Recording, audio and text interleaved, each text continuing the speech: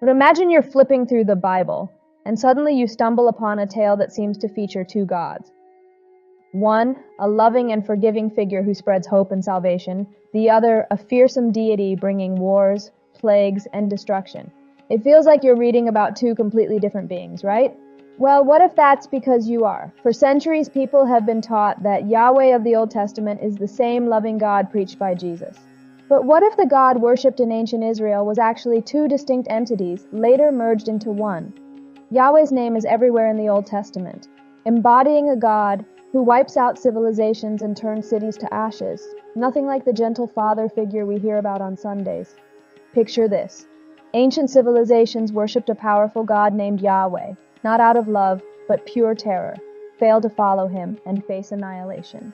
The New Testament then flips the script, introducing a God of love, forgiveness, and turning the other cheek, leaving early Christians baffled. Some sects, like the Gnostics, even believed Yahweh was a flawed impostor, a false deity, enslaving humanity in ignorance and fear.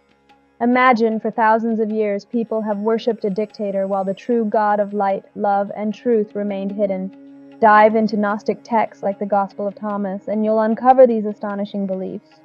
Imagine a time when Yahweh, once seen as a lesser god, crafted the physical world to trap souls, a god of fear and control.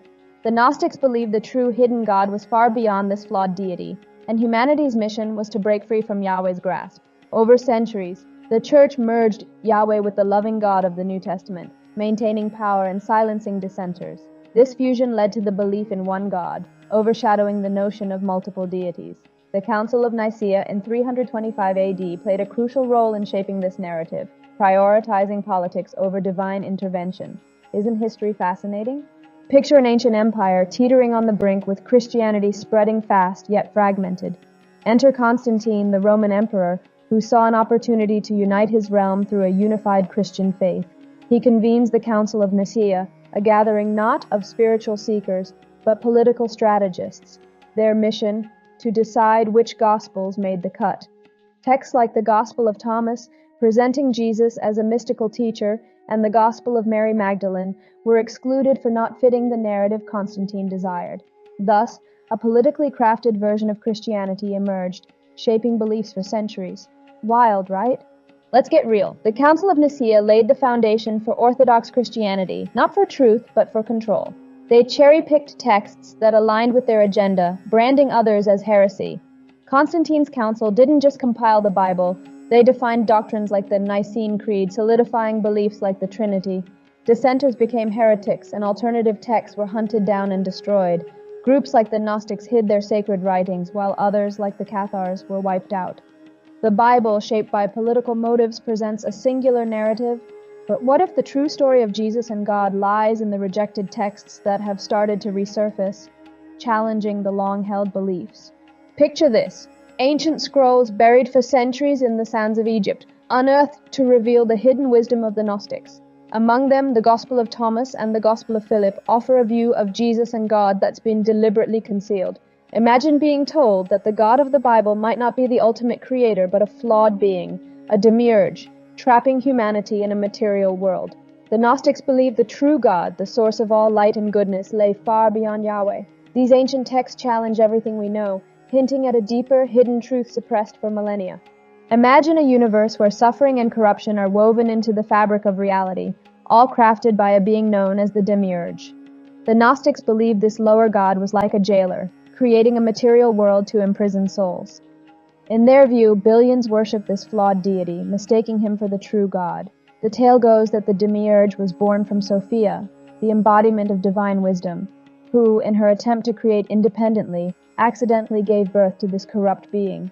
Ashamed, she cast him out, where he declared himself the sole ruler, demanding humanity's worship.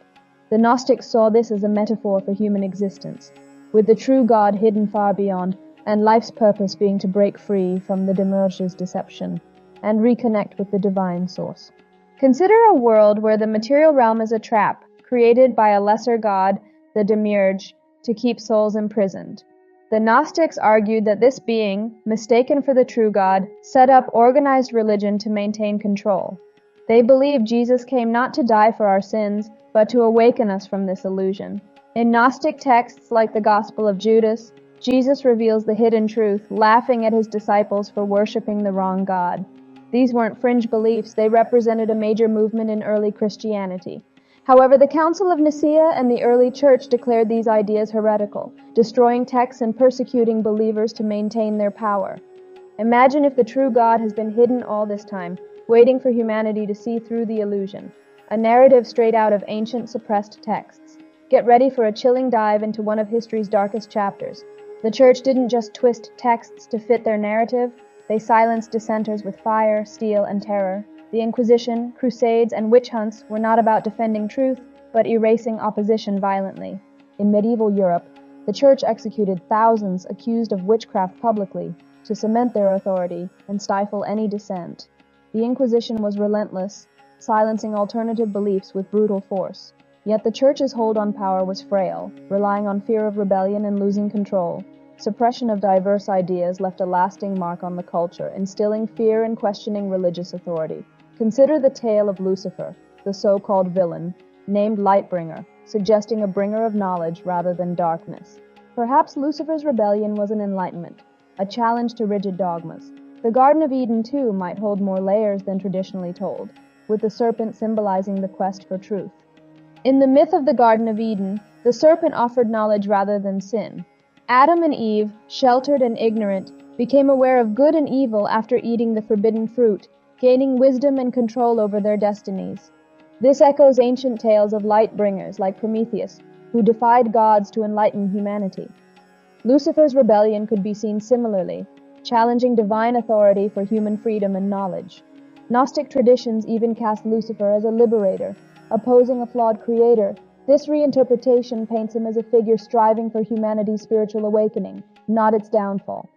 If you've enjoyed the video so far, like it and share it with others if you liked it. The Book of Enoch reveals ancient tales of angels called Watchers who descended to earth, fathering giants with human women, presenting a chaotic cosmos that early Christian doctrine found too unruly. The Gospel of Mary Magdalene portrays her as a spiritually insightful disciple, challenging Peter and upending traditional views on women's roles. Suppressed texts like these expose a more complex spiritual narrative.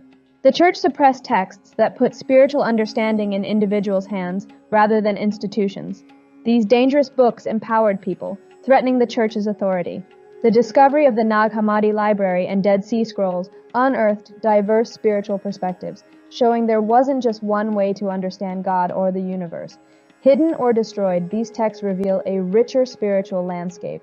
The control of the narrative ensured the church's dominance. It's time to question these stories, handed down over millennia, revealing a more complex spiritual puzzle beyond mainstream religion's version. What other truths await discovery? Perhaps the divine isn't a distant overseer of daily lives, but an all-encompassing energy within the universe, the stars, the earth, and even within us. This isn't about rejecting religion. It's about expanding our understanding beyond the confines of tradition. The divine can be found in nature, the cosmos, our connections, and the mysteries we uncover. It's larger than any one tradition or text. So let's ask the big questions, challenge forced narratives, and seek the divine in ways that resonate with our experiences. The truth about God may not be in a single book, but something we discover through exploration and connection with the world around us. This is our collective journey toward understanding, even if it's messy and complicated.